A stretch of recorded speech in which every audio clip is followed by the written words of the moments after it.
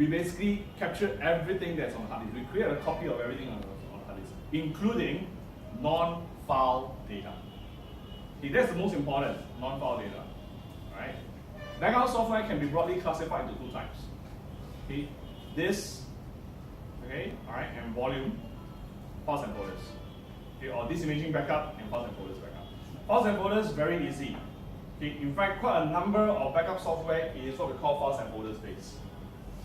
And what exactly is files and folders? It's like copy and paste. Everybody here knows copy and paste, right?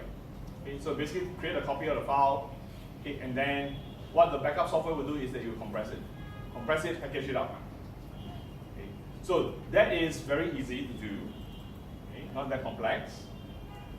But usually, okay, if you want to do backup in this manner, it's going to take longer time. Why? Because even if you just change something very small in the file, you have to take a copy of the entire file for backup. Which means if let's say it is a 1G file, and you only change one bit in that 1G file, for backup, you have to actually basically create a copy of that 1G file again. Right? Compared to a disk imaging backup. Disk imaging backup, what we do is that if that one bit has changed, it means what? Okay, this change is actually just one disk block. Okay, that's actually written onto the disk. And we basically just capture that disk block, that's it. Alright, instead of having to capture everything, the entire file, we just capture that change. Okay, so definitely much faster, right, in terms of backup speeds. And that is what Acronis backup do. Okay, so we are disk imaging based backup solution. Alright. Now, with let's say for Windows, for Linux, or for Mac, alright, okay, we can back up disks and volumes and files and folders. So disks and volumes means any disk that you have on your PC, on your server, okay, we can back it up, or you can choose a specific volume. Let's say you have multiple volumes, you do partitioning for the disk, and then you have multiple volumes. You can just pick one volume. Like I want to just back up C drive, or just want to back up D drive, for example, for Windows. Okay, you can do that as well, or you can back up the entire disk, right? Or you can choose specific files and folders to back up. Okay, and that is also the beauty of disk imaging based backup, is because we can read everything that's on the hard disk. So it's actually very easy for us to back up everything or a specific files and folders. Alright?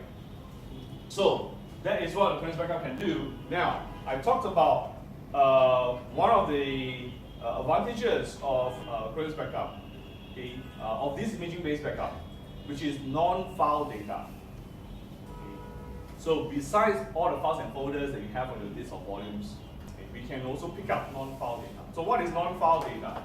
So for example, master boot record, okay, MBR, correct? Partition table, size of your volume, for example.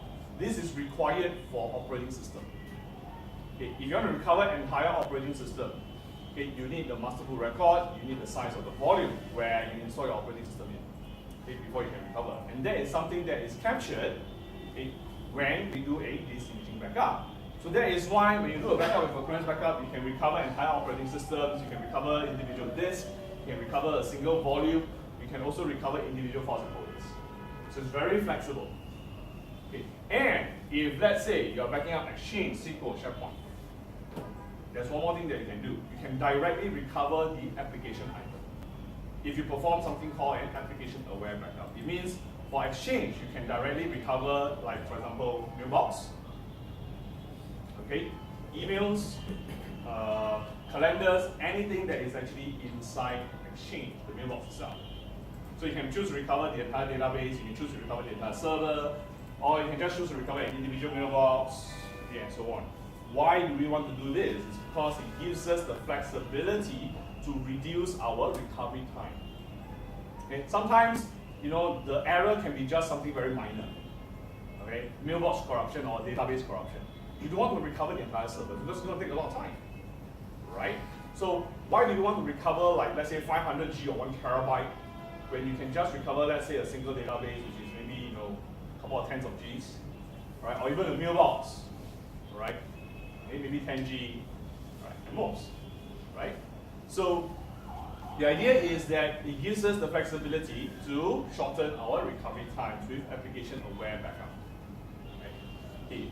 One thing I want to highlight is that it doesn't mean that, oh, if you have other applications, you cannot back it up. No, you can still back it up. It's just that, okay, for those other applications, okay, then your choices would be just to recover the entire server or recover individual files. Right? Rather than being able to go deeper and say, oh, I want to recover a specific application item. Okay? Right, so Exchange, SQL, SharePoint, and then for virtualization, we support VMware vSphere, Microsoft Hyper-V. These are the two most popular platforms. Right? As well as other virtualization platforms, like for example, Red Hat Enterprise Virtualization, Linux KVM, Citrix Answer. Okay? But because of the difference, right? In fact, because of how advanced the platform is, for Hyper-V, for VMware and Hyper-V, these two platforms, we can do a little bit more. Right? We can do something called agentless backup. Okay? Agentless backup meaning that we just make use of a single agent to discover all the virtual machines that is on the host and be able to back up all those virtual machines. For other platforms like Red Hat, like Linux KVMs, like Citrix Zen, unfortunately, if you want to back up the virtual machines on those hosts, you have to install our agent in each one of them, each one of the virtual machines. So we call guest level backup. We shall talk a little bit more in module 2, right? But it's still possible to actually back them up. Okay? So that is for virtualization, for physical, virtual, all right, virtualization. Another application that we support for application-aware backup is Oracle databases. So Oracle databases on Windows and on Linux. Okay? If you have customers that's using Oracle database, okay, we can do application-aware backup for Oracle databases. And again, that allows us to recover parts of the Oracle database without having to recover the entire server. Right? And finally, we also support cloud workloads. Okay. So today, increasingly, we are seeing not just physical, not just virtual, but cloud as well. Right? It's getting more and more popular. Okay. Of course, different countries, they have different development speeds. So the adoption rate is actually different. Like for example, in Singapore, okay, today you go to, let's say, 10 companies, okay, you ask, easily, 5 or 6 of them will be using some form of cloud. Alright? Okay, so I'm not too sure what's the situation here in Bangladesh. Probably, your development is not that advanced, maybe 2 or 3. But okay, what you can be sure is that it will grow. Right? It's the same situation as virtualization. Okay, so when I first started off, I was dealing in virtualization in 08. Right? 07, 08. Right? Almost 10, 11 years ago. Right? At that point in time, if you ask 10 companies, probably maybe one will tell you, oh, I actually know what is virtualization. Right? I may be, doing some virtualization. Today, okay, it's like, oh, every 10 companies is 9 or 10 of them will be dealing with virtualization. Okay? So it's a matter of time before new technologies are adopted. Okay, IT is moving at a very fast rate. Right? So it took about 10 plus years for virtualization to become mainstream. Okay? It's going to take even lesser time for cloud to become mainstream. Right? So probably maybe half the time, slightly more, maybe 5 or 6 years, which means okay, you can expect that in the next 3 to 4 years, okay, the cloud adoption rate is going to go up. Right? It's going to increase year on year. Right? So that is where also Acronis tries to be a complete solution for our partners as well as our customers. Which is why you can see here we support Office 365 backup. So for Office 365 currently, we support backup of Exchange online for Office 365. So if the company uses Office 365 and they are using Exchange, we can back up the mailbox. Right? In the next major update, we are also going to be able to back up the entire Office 365. Right? It is actually already available in our cloud solution. Okay? For on-prem, it's going to come with the next major update because for on-prem, the release cycle is a bit different. For cloud, our release cycle is about every 3 months. Every 3 months, there'll be a new feature set. Every 3 months, we'll add new features.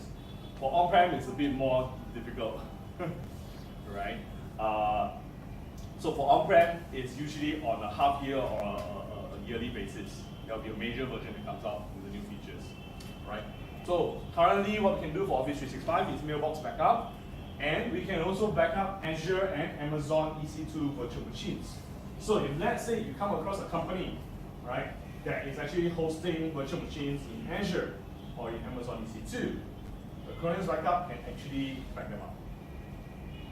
Right, can actually protect them. Okay, so this is a quick look at what are the platforms that is actually supported by Acronis backup. Anybody, any questions?